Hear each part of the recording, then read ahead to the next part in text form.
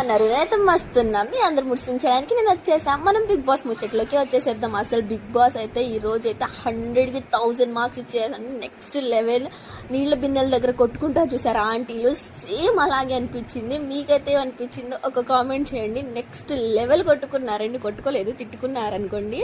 మనం ఈ విషయానికి వచ్చేస్తే కెప్టెన్ అయితే నాకు తెలిసి 90% రీతునే కెప్టెన్ అయిద్దని నా గట్టి నమ్మకం. మీరైతే ఎవరైతే బాగుండిద్ది అనుకుంటున్నారో ఒక కామెంట్ చేయండి. లాస్ట్లో మిగిలింది సుమన్. అసలు రీతు చాలా సాఫ్ట్ గేమ్ ఆడిందని సంజన గారు చెప్తున్నారు. మీకేమనిపించింది? నాకు తెలిసి రీతు సాఫ్ట్ గేమే ఆడింది అనుకుంటున్నాను. మిగతా విషయాలు వచ్చేస్తే మన టాప్ 3 తెలిసింది కదా.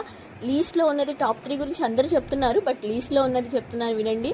దివ్య కానీ సంజన కానీ వీళ్ళిద్దరూ చాలా డేంజర్ జోన్లో ఉన్నారు. వీళ్ళిద్దరిలో పక్కా ఒక్కరు వెళ్ళిపోతారు. మీరైతే ఎవరు వెళ్తారు అనుకుంటున్నారో ప్లీజ్ ఒక కామెంట్ చేయండి. Okay bye. మిగతా విషయాలు నెక్స్ట్ వీడియోలో మాట్లాడేసుకుందాం.